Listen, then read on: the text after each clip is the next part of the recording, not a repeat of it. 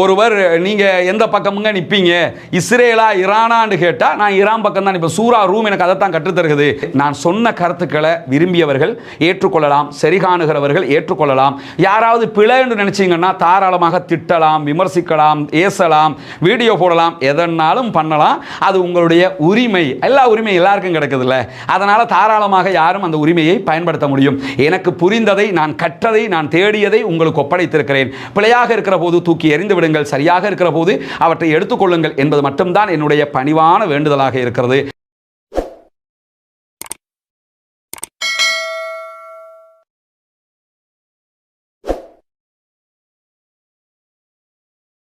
அஸ்ஸலாமு அலைக்கும் வரஹ்மத்துல்லாஹி வபரகாத்துஹு. அன்பிற்கினிய சகோதர சகோதரிகளே, நம் அனைவர் மீதும் ஏக இறைவனுடைய அமைதியும் கருணையும் உண்டாகட்டுமாக என்கிற உயரிய பிரார்த்தனைகளோடு ஒரு முக்கியமான சர்ச்சையான விவகாரத்தில் ஒரு தெளிவான நிலைப்பாட்டை பெற்றுக்கொள்ள வேண்டும் என்பதற்காக இந்த வீடியோவை இந்த இடத்துல நம்ம பதிவிடுகிறோம். அது என்ன விவகாரம் என்று சொன்னால் நமக்கெல்லாம் தெரியும்.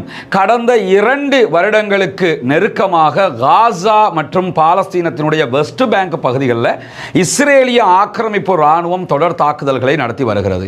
அதே நேரத்தில் பாலஸ்தீனத்திற்கு ஆதரவாக தாக்குதலை ஆரம்பித்த ஹூதிகள் இருக்கக்கூடிய யமனுடைய பகுதிகள் மீதும் இஸ்ரேல் தாக்குதல்களை நடத்தி வருகிறது. நேற்றைய தினமும் தாக்குதல்களை நடத்தி இருக்கிறது. அதே போன்று பாலஸ்தீனத்திற்கு ஆதரவாக தாக்குதலுக்கு தயாராகி வந்த ஹெஸ்புல்லாக்களை இலக்கு வைத்து லெபனான்ல ஒரு பாரிய தாக்குதல்களை இஸ்ரேல் நடத்தி இருந்தது. தற்போது 2 பேருக்கும் இடையில ஒரு சீஸ்ஃபயர் யுத்த நிறுத்த ஒப்பந்தம் உருவாகி இருப்பதை நம்ம பார்க்கிறோம். அதே மாதிரி காசா மக்களுக்கு ஆதரவாக யார் வந்தாலும் அவர்களை இலக்கு வைத்து தொடர்ந்து இஸ்ரேல் தாக்குதல்களை நடத்தி வருகிறது. மும்முனை தாக்குதல், 4 முனை தாக்குதல் என்று தாக்குதல்கள் வியாபித்துக் கொண்டே போகிற நேரத்தில் இந்த